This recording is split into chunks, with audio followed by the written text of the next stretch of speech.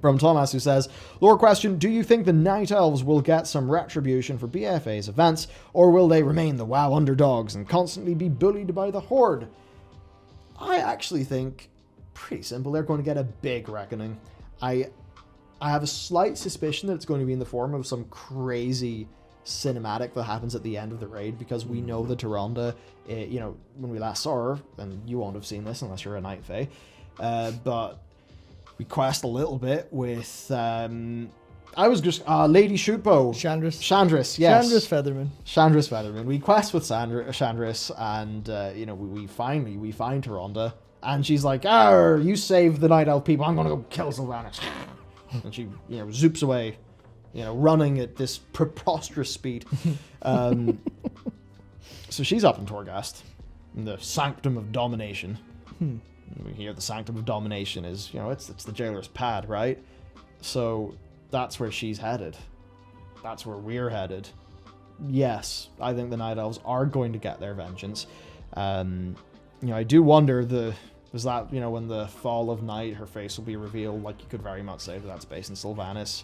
I mean, the fall of night, as you literally in the cinematic see the clouds roll over as Sylvanas starts her plan to capture all the people.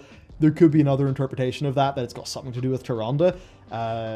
But, even when the arrow finds its mark, the last fetter will fall away. Like, could that actually be Tyrande's arrow finding its mark on Sylvanas? I mean, who the hell knows, basically. Point is, there's going to be humongous Night Elf business in this next patch, based on the narrative that's been set up so far. At least I think so anyway. Yeah, I mean, you've got the perfect situation to... You've got the perfect situation there because obviously Tyrande and Anduin left on bad terms. Yeah. Basically last time they were encountered. Anduin's almost certainly going to be there. Sylvanas is obviously going to be there. We're going to fight her. Tyrande's probably there. So I think we will have in one big... either triumphant or calamitous moment for each of these characters. We will see, I don't think all of them will be resolved, but I think a significant amount of the Sylvanas and Tyrande stuff will be completely crossed off with that. It'll just be here's what's happening, be that Tyrande killing Sylvanas or finding it in her heart after the Night Warrior power leaves her for a second to forgive her, which would probably not make people happy, but Yeah. It's going to be interesting. I think they'll fix up the character arc with those characters.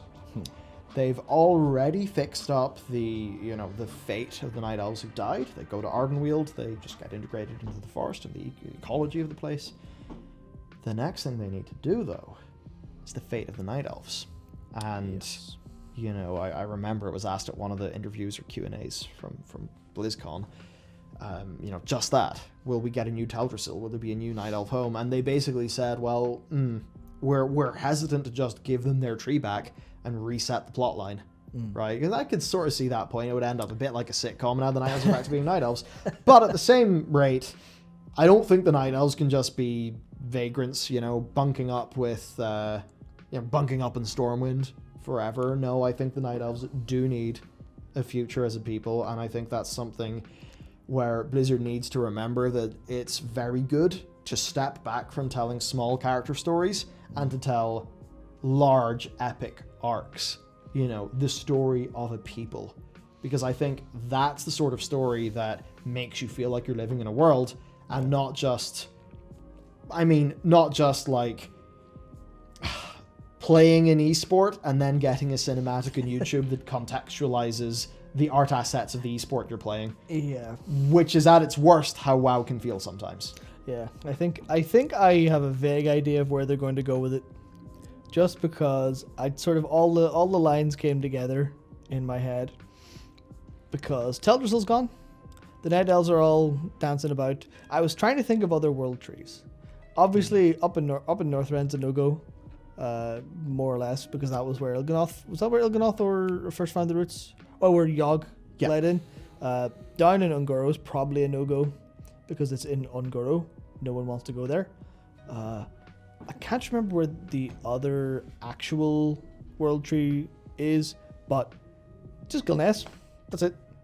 There's nowhere that makes sense for them. Yeah. So they'll just rebuild Gilneas, and the Worgen will finally pay back their debt, and everyone will be like, okay. Then it won't just literally be, hello, we've restored Gilneas to how it was, like in the invasion scenario, and dotted Night Elf NPCs. They've got enough forest around there, especially when they come to the kind of taking back. Because I mean, Gilneas, go up north, Silverpine, with Forsaken, without the Undercity, that area could end up being the ultimate home of the Night Elves. It's a bit weird, but I think that's most of my reasoning is it would work, and it would cross off a lot on the list of things to resolve. I agree it would tie that all up neatly in a bow. I also don't want it to happen like that, because I think the Night Elves have got to live in Kalimdor. Same. That's their home. They've got to same. live in Kalimdor. I don't know if it means they build a big new city in Ashenvale or something like that. I mean, it's obvious that Teldrassil's screwed. And this whole planting new world trees that Fandral Staghelm did is a bit of a dead end. Yeah, I mean, but they need something. Yeah, if Fandral and Illidan are trying to grow trees around the place as well of Eternity Waters, maybe you shouldn't be doing that. Yeah. I mean, this all kind of comes into what my personal, if I could like have one thing for WoW, would almost be, and I would like the next expansion to just be, I mean, I don't know, World of Warcraft Peoples of Azeroth is a very boring, dry name, so we couldn't go for that. But my actual personal ideal for that would be an expansion that would... You know what? Would it even take us to level 60? Or is this the expansion where we'd actually kill leveling at cap and move to a new system where every new zone is a Suramar? Brave. I think that's a different discussion for a different time. For sure. But in my head, what's ideal is World of Warcraft, Peoples of Azeroth or something where basically it's... this situation where we've saved Azeroth from death. The Cataclysm was over a decade ago. It is now time for an expansion that, you know, sure, it can have its big villains in the way that, you know, Vanilla had its villains, but they were just sort of dotted about the place and natural in the world. What I would like to see, this is big business, but at the end of the day, you know, as Connell actually corrected us on, there are 8 studios that work in Call of Duty. 8 studios, that's a lot. So, I mean, money ain't a problem for Activision Blizzard, the most valuable stock in gaming by quite some margin, you know. It's no issue for them. I would like to see a revamp of Azeroth. And not a revamp that is based on a big cataclysmic event, such as the Cataclysm. No. Because that aged instantly when the Cataclysm was no longer relevant. Right? So now you're going through 11, you're like, well, what's all this Cataclysm business? I'm so confused. And then we need Chromie to come in and fix it all. What I would like to see is, you know, maybe all that stuff just exists as it is. I'd actually just like to see, you know, every zone's brought up to what it is in the World of Warcraft. You know, every zone is what you actually see at max level is like the canonical version of that zone. You know, I want to see how has Westfall developed, how has Gilneas developed, how have all these places developed based on what's happened to them, and is there some way we could, you know, actually just get a full expansion's worth of our raids and our dungeons and our PvP, but then also just have the entire focus be to make Azeroth a rich, beautiful world. That's what I'd like. That's a big tangent, though, but it is what I'd like. It's a big tangent and a very, very big idea that would be extremely expensive and difficult to actually implement, and probably a hard sell, but I've actually figured out how to do it. So, you called it World of Warcraft Peoples of Azeroth. You're thinking both too big and too small at the same time.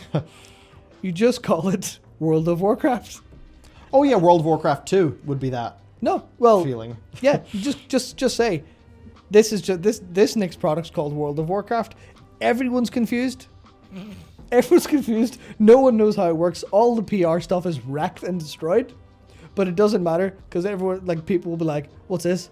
World of Warcraft?" They're like, "All right." Yeah, it's like Apple being like, "Hey, the successor to the iPad 3 is called iPad." Yeah, and everyone's confused. Yeah, and then that sets us up for World of Warcraft Azeroth, where we have a renewed planet. And then we can see the actual character after that. Yeah, I actually just want that whole. I want to defeat death.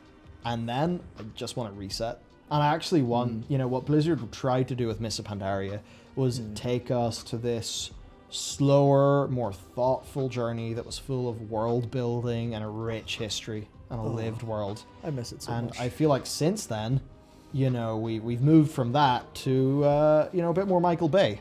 You know, things are shorter.